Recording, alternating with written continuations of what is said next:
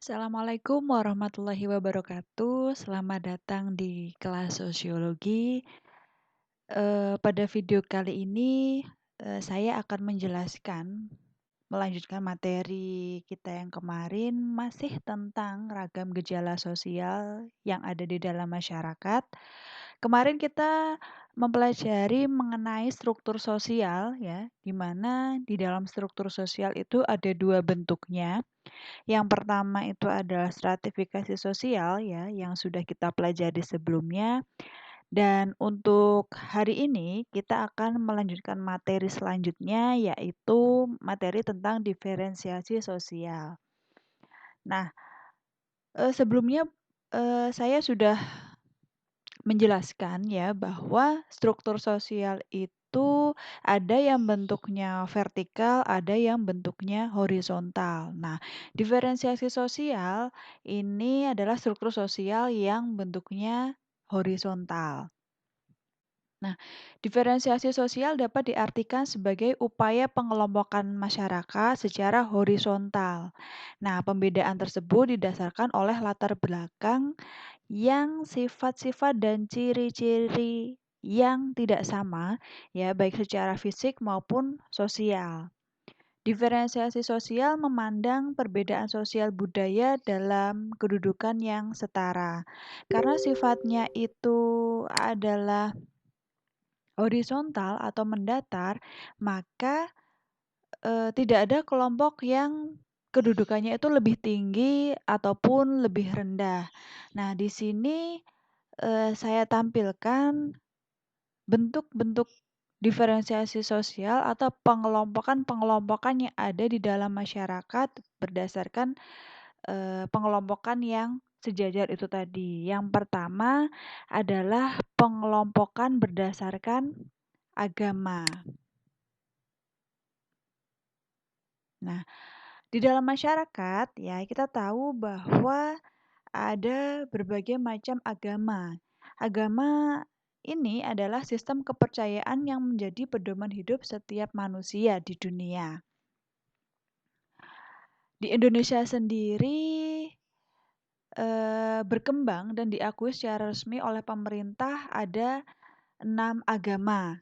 Ya, ada 6 agama. Ini mohon maaf kurang satu. Jadi 6 agama itu meliputi ada agama Islam, Kristen, Katolik, Hindu, Buddha, dan satu lagi tambahan ya adalah Konghucu.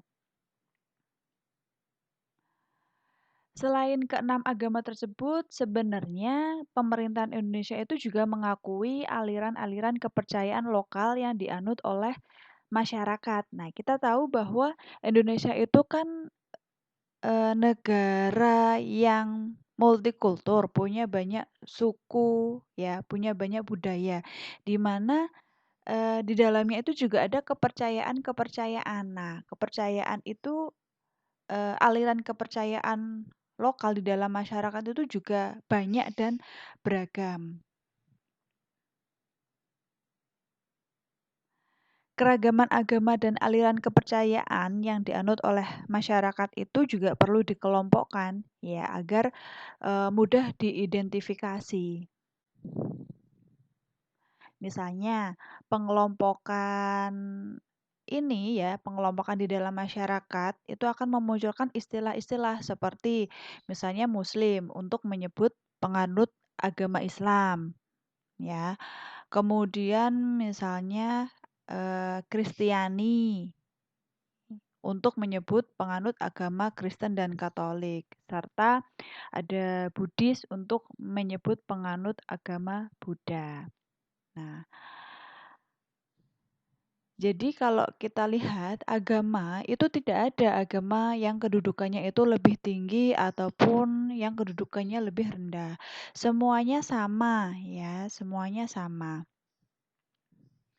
Nah, setiap agama memiliki perbedaan mendasar ya, memiliki perbedaan mendasar. Yang pertama itu adalah konsep keimanan.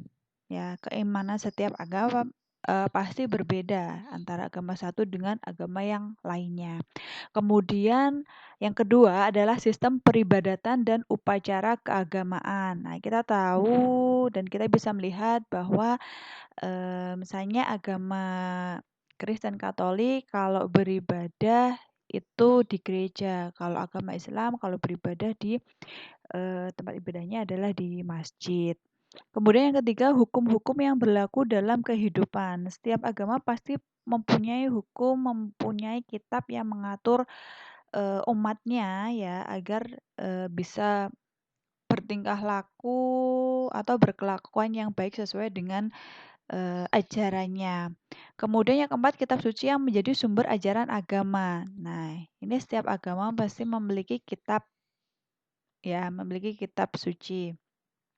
Kemudian yang kelima, pengelompokan tersebut tidak menjadikan salah satu golongan lebih baik daripada golongan yang lainnya. Nah, inilah ya yang perlu kita garis bawahi bahwa walaupun kita berbeda agama, tetapi kita itu sebenarnya sama kedudukannya ya. Jadi perbedaan itu jangan sampai membuat kita itu menjadi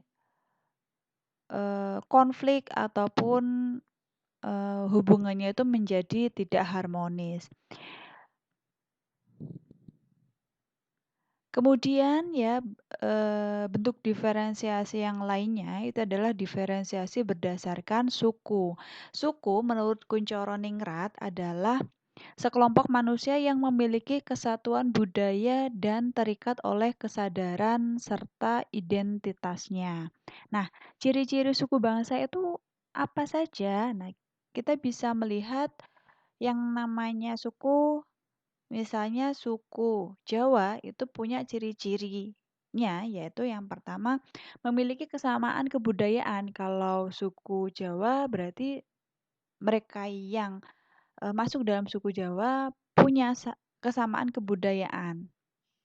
Kemudian yang kedua memiliki kesamaan adat istiadat dan yang ketiga memiliki kesamaan nenek moyang. Nah, jadi yang namanya satu suku ya, mereka mempunyai kesamaan-kesamaan itu tadi. Nah, kemudian apa yang membedakan suku satu dengan suku yang lainnya? Nah, di Indonesia sendiri kan negara yang multikultur ya, punya banyak suku bangsa. Kalau kita lihat dari pulau-pulau besarnya saja itu sudah didiami oleh suku-suku asli ya atau suku-suku di Indonesia. Kalau di Pulau Jawa saja kita bisa melihat tidak hanya satu suku tapi ada lebih dari satu ya. Ada suku Jawa, ada suku Sunda, ada juga suku Baduy dan lain sebagainya. Itu satu pulau saja. Kita bisa melihat di Indonesia itu ada banyak sekali pulau ya. Jadi kita bisa bayangkan berapa banyak suku bangsa yang ada di Indonesia. Nah, bedanya apa sih suku satu dengan suku yang lainnya? Nah, perbedaan itu bisa kita lihat dari perbedaan-perbedaan bahasa daerahnya. Nah, kalau bahasa daerahnya berbeda, kita eh, bisa melihat bahwa oh dia itu beda suku dengan saya. Misalnya saya bahasa daerahnya bahasa Jawa, tetapi dia memakai bahasa Minang katakanlah. Nah, kemudian adat istiadatnya berbeda ya. Kemudian yang ketiga itu sistem kekerabatannya, terus ada kesenian daerah dan daerah asalnya. Nah, itu yang membedakan antara suku satu dengan suku yang lainnya. Nah, berdasarkan Badan Pusat Statistik ya, untuk informasi for your information bahwa berdasarkan Badan Pusat Statistik Indonesia itu terdiri atas 1.340 suku bangsa. Nah, jumlah tersebut itu dapat terus bertambah ya, mengingat masyarakat yang tinggal di setiap pulau itu terus berkembang dan bertambah ya. Nah, pengelompokan berdasarkan suku bangsa atau etnik ini sebenarnya berguna untuk mengidentifikasi asal-usul daerah seseorang atau kelompok. Nah, kita bisa melihat seseorang itu memakai bahasa daerahnya apa, oh dia memakai bahasa Sunda, berarti dia kita bisa mengidentifikasi dia berasal dari suku Sunda. Nah, kemudian diferensiasi selanjutnya itu adalah berdasarkan ras, ya. Ras itu apa sih? Ras itu adalah pengelompokan manusia berdasarkan ciri fisik atau karakteristik genetiknya. Nah, ras di dunia itu diklasifikasikan menurut ahli. Di sini, saya menuliskan ada ahli A.L. Krueber dan Rap Linton. Menurut A.L. Krueber, di dunia itu dikelompokkan menjadi 5 kelompok ras besar, ya, menjadi 5 kelompok ras besar. Yang pertama itu adalah ras Australoid, ya, yaitu penduduk asli Australia atau aborigin. Kemudian, ras yang kedua ada ras Mongoloid, yaitu penduduk asli wilayah Asia dan Amerika. Kemudian ada ras Kaukasoid, yaitu penduduk asli wilayah Eropa, kemudian sebagian Afrika dan Asia. Yang keempat ada ras Negroid. Nah, ras Negroid ini adalah penduduk asli wilayah Afrika dan sebagian Asia juga. Dan yang kelima, ras-ras khusus, yaitu ras yang tidak dapat diklasifikasikan dalam keempat ras pokok. Nah, menurut A.L. Kroeber, eh, ahli ini mengklasifikasikan kelompok ras yang ada di dunia ini seperti ini, ya, menjadi 5 kelompok besar. Nah, masing-masing kelompok ras ini sebenarnya punya subras sendiri ya, yang itu nanti silahkan kalian bisa mencarinya dari berbagai sumber. Coba kalian cari subras yang masuk ke dalam ras-ras besar ini, ya. Catatan seperti itu. Kemudian menurut ahli yang kedua itu ada Raplinton. Nah, kalau A.L. Crowell tadi membagi ras itu menjadi 5 kelompok ras ya yang ada di dunia. Kalau Raplinton ini membagi menjadi 4 ya. 4 itu terdiri dari 3 kelompok ras besar dan 1 kelompok ras khusus. Nah, kalau menurut Raplinton ini manusia di dunia itu terbagi menjadi 3 kelompok ras besar, yaitu ada ras Mongoloid, ras Kaukasoid, dan Negroid. Di luar ras tersebut ada ras khusus seperti Australoid, Vedoid, Polinesia, dan Ainu. Setiap ras pasti memiliki karakteristik yang berbeda-beda, ya. Ras itu adalah pengelompokan manusia berdasarkan ciri fisik atau karakteristik genetiknya. Jadi kita bisa melihat ya di lingkungan sekitar kita, kita bisa melihat di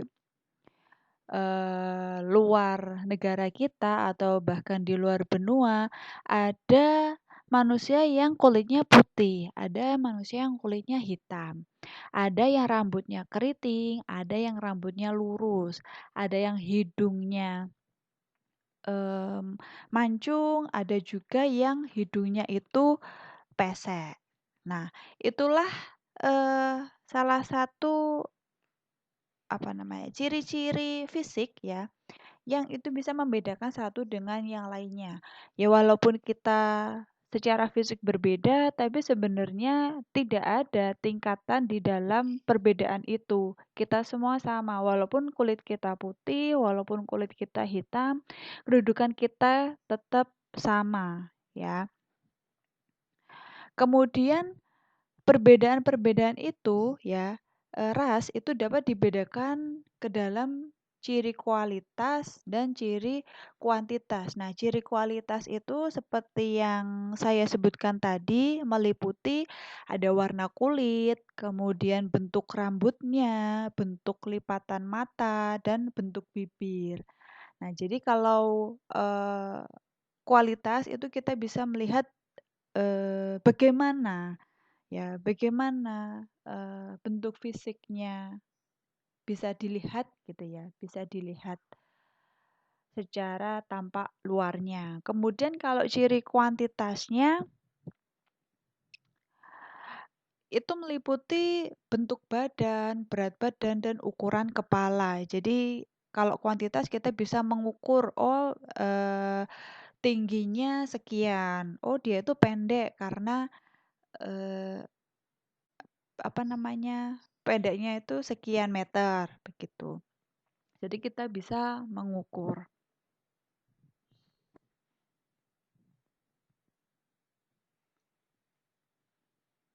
Nah, bagaimana dengan Indonesia sendiri? Nah, kita tahu kan bahwa Indonesia itu ternyata tidak hanya terdiri dari satu ras saja. Ya, kita bisa melihat Indonesia sebagai negara kepulauan kalau kita lihat dari Indonesia yang bagian barat ya cenderung masyarakatnya itu berkulit kuning sawo matang gitu, sedangkan Indonesia di bagian timur penduduknya lebih dominan berkulit gelap ya. Nah, salah satu faktor penyebab terjadinya keragaman ras di Indonesia itu ialah karena faktor geografis. Nah, kita tahu bahwa Indonesia itu kan terletak di antara benua Asia dan benua Australia, serta di antara dua samudra, yaitu Samudra Pasifik dan Samudra Hindia. Nah, kondisi inilah yang menjadikan Indonesia itu berada pada posisi yang strategis, yaitu berada dalam persimpangan lalu lintas dunia. Letak strategis tersebut juga mempengaruhi warga negara lain untuk singgah dan melakukan mobilitas sosial di Indonesia. Nah, akibatnya apa? Tidak jarang beberapa warga negara asing itu tinggal bahkan menikah dengan warga negara Indonesia. Nah, kondisi yang seperti inilah yang menyebabkan ras di Indonesia itu semakin beragam, ya. Jadi apa kita bisa melihat ya banyak ras gitu yang ada di Indonesia, tidak seperti kalau kita lihat misalnya negara Cina, di sana kan, cenderung rasnya itu sama. Tapi kalau di Indonesia itu bermacam-macam, gitu, karena alasan itu tadi, ya. Kemudian ya diferensiasi sosial selanjutnya itu adalah berdasarkan agama. Ya, maksudnya ini adalah bahasa yang beragam ya. Maaf, ini salah tulis.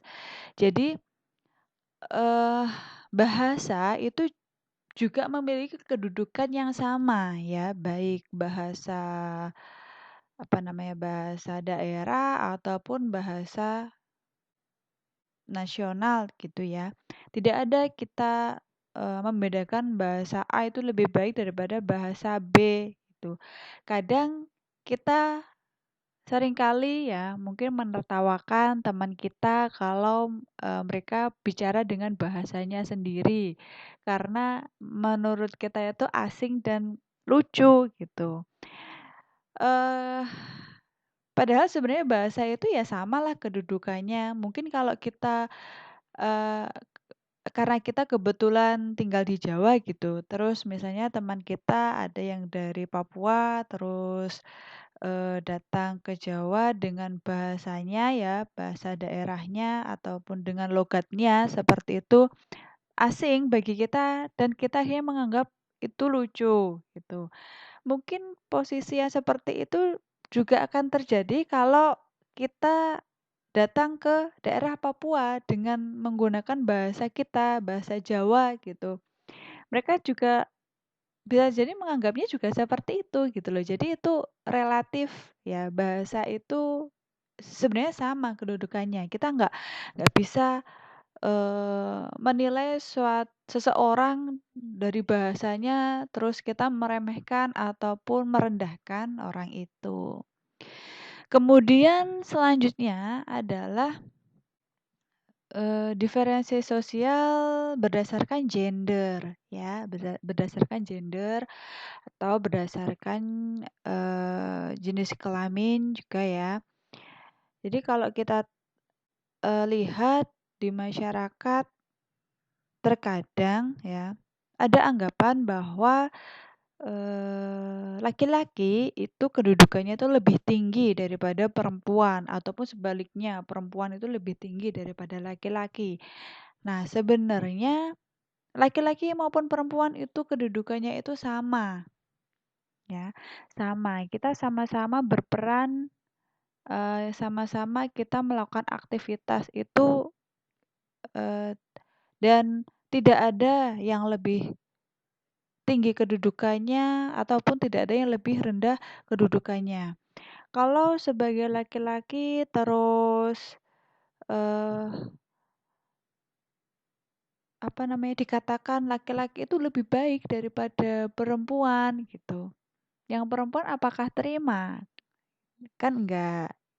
Jadi, sebenarnya laki-laki dan perempuan itu sama ya. Jadi kita tidak bisa me mendiskriminasi seseorang berdasarkan jenis kelaminnya. Jadi kalau misalnya perempuan mau jadi, pemimpin ataupun jadi ketua organisasi gitu ya tidak apa-apa selagi dia mampu, begitu. Tidak harus laki-laki. Begitupun sebaliknya, misalnya laki-laki ingin ingin melakukan hal-hal yang biasa dilakukan perempuan atau, eee melakukan pekerjaan yang lazimnya dilakukan perempuan. Selagi laki-lakinya mampu, ya kenapa tidak gitu. Kemudian diferensiasi sosial yang selanjutnya itu adalah berdasarkan pekerjaan. Nah, pekerjaan ini pun ya karena konteksnya adalah diferensiasi sosial, maka tidak ada sebenarnya pekerjaan itu yang lebih tinggi statusnya daripada pekerjaan satu itu, statusnya lebih tinggi daripada pekerjaan yang lainnya. Ya tidak, karena pekerjaan itu, semuanya sama. Nah, pekerjaan itu kita mengenal ada yang namanya mata pencaharian dan profesi. Nah, bedanya apa sih nih? Keduanya ini sama-sama pekerjaan ya. Nah, kalau mata pencaharian itu adalah jenis pekerjaan yang berhubungan dengan aktivitas dalam memanfaatkan sumber daya alam. Nah, kalau mata pencaharian itu memanfaatkan sumber daya alam. Nah, contohnya apa mata pencaharian itu? Misalnya pertanian ya, memanfaatkan, sumber daya alam yang ada berupa lahan pertanian digunakan untuk bertani, menanam, padi, itu adalah pekerjaan ya di bidang pertanian. Kemudian pekerjaan di bidang perikanan. Nah, memanfaatkan sumber daya alam yang ada karena daerahnya dekat dengan pantai, ya, di sana melimpah, ikan, maka orang-orang bekerja ya memanfaatkan sumber daya alam yang ada, bekerja sebagai nelayan atau pedagang ikan. Kemudian ada pekerjaan, nah perkebunan ya, memanfaatkan sumber daya alam yang ada. Karena daerahnya itu daerah pegunungan ya yang bagus untuk menanam hasil-hasil kebun, maka, masyarakat melakukan pekerjaannya dengan berkebun. Ya ini contohnya ada kebun teh. Nah, lalu pertambangan. Nah, karena daerahnya itu, mendukung ya, kaya akan sumber daya alam ya di bidang tambang, maka pekerjaan orang di sana pun juga di bidang pertambangan ini, gitu. Nah, kalau profesi yang seperti apa? Profesi itu juga pekerjaan, mata pencaharian itu pekerjaan, profesi itu juga pekerjaan. Nah, kalau profesi itu adalah pekerjaan yang berhubungan dengan aktivitas, yang mengandalkan kemampuan seseorang dalam bentuk soft skill ya. Soft skill itu berupa pemikiran atau ide dan hard skill ya, berupa keterampilan. Nah, jadi kalau orang, bekerja berdasarkan profesi, pasti dia punya kemampuan ya, kemampuan dalam bidang itu. Nah, contohnya seperti misalnya dokter, ya dokter dia punya kemampuan, ya dia sudah sekolah di bidang itu untuk memperdalam ilmunya, itu akhirnya dia, melakukan pekerjaan ya dengan profesi dokter. Kemudian guru, ya guru dia punya kemampuan di bidang soft skill-nya, ya dia punya pengetahuan tentang lebih tentang ilmu ya, tentang materi yang, diajarkan kepada muridnya, kemudian punya keterampilan untuk mengajar. Nah, maka seseorang bisa mempunyai pekerjaan ya yang berprofesi sebagai guru. Nah, kemudian pekerjaan pekerjaan sekarang itu lebih beragam ya, lebih beragam. Kita tahu bahwa masyarakat kita itu kan, eee, akan terus berubah ya, berubah dan berkembang sesuai dengan zaman ya, sesuai dengan perkembangan ilmu pengetahuan dan teknologi, maka dari itu pekerjaan pun ya itu juga semakin beragam. Nah, sekarang ada yang namanya konten kreator di era digitalisasi ya. Sebelumnya ndak ada ya pekerjaan yang katakanlah seperti ini ya, yang berhubungan dengan dunia digital. Tetapi sekarang banyak sekali, orang-orang melakukan pekerjaan itu ya, menjadi konten kreator. Nah, pengelompokan berdasarkan pekerjaan ini memudahkan penggolongan jenis pekerjaan masyarakat. Nah, sebagai contoh misalnya si A bekerja sebagai konten kreator YouTube. Sedangkan si B merupakan influencer media sosial. Nah, meskipun terdapat perbedaan jenis atau bidang jasa yang dikerjakan, tetapi jenis pekerjaan mereka memiliki kesamaan, yaitu di bidang jasa digital marketing. Ya, jadi bidangnya sama, ya bidangnya sama, tapi jenis pekerjaannya ya itu berbeda. Nah, masyarakat itu sering menggunakan patokan pekerjaan tertentu, untuk menentukan kelas sosial di dalam masyarakat. Nah, akibatnya apa? Akibatnya itu akan muncul anggapan bahwa jenis pekerjaan tertentu lebih tinggi atau lebih rendah. Padahal sebenarnya perbedaan profesi atau mata pencaharian itu bersifat setara, ya, bersifat sama gitu loh ya, sejajar. Antara satu mata pencaharian dan mata pencaharian lainnya itu tidak dapat dibandingkan untuk menentukan tinggi atau rendahnya suatu pekerjaan. Nah, karena setiap pekerjaan itu membutuhkan kecakapan khusus gitu yang tidak semua orang memiliki atau mampu menjalankannya. Jadi kalau misalnya saya ya bekerja berprofesi sebagai guru, terus saya memandang eh, montir itu kedudukannya itu lebih rendah. Nah, itu salah ya. Karena saya tidak bisa mengerjakan apa yang seharusnya dikerjakan oleh montir ya, untuk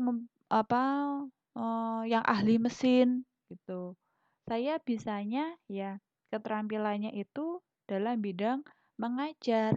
Kalau dalam bidang permesinan atau memperbaiki, kerusakan pada mesin motor atau mobil itu ya, di bengkel atau montir yang lebih bisa. Jadi kita tidak boleh, memandang pekerjaan itu lebih tinggi ataupun lebih rendah. Nah, oleh karena itu kita itu perlu mengembangkan sikap menghormati dan menghargai profesi yang lainnya, tuh. Nah,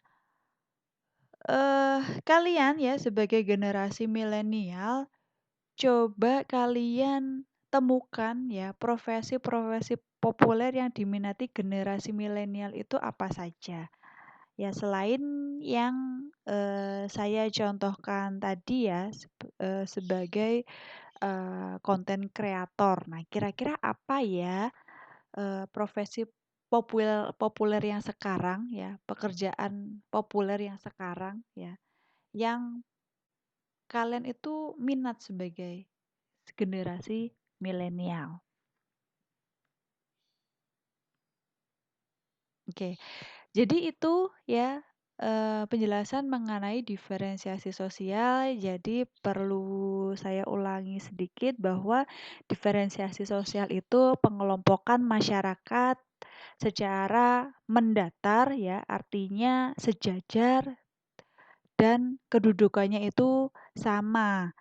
Nah, di dalam masyarakat, bentuk-bentuknya itu ada beragam ya, ada ini tadi ya, diferensiasi berdasarkan agama, suku, ras, bahasa, gender, ya, dan pekerjaan. Nah, jadi itu penjelasan saya mengenai diferensiasi sosial. Kita akan melanjutkan materi selanjutnya mengenai berbagai kearifan lokal masyarakat di Indonesia. Nah, untuk tugas yang perlu kalian kerjakan ya seperti tadi kalian coba, mencari klasifikasi ras ya, subras-subrasnya itu apa saja dan coba kalian cari profesi-profesi populer yang diminati generasi milenial itu apa saja.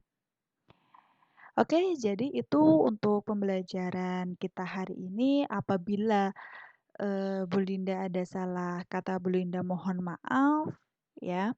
Tetap semangat belajar dan Bunda tutup. Assalamualaikum warahmatullahi wabarakatuh. Dan salam sosiologi.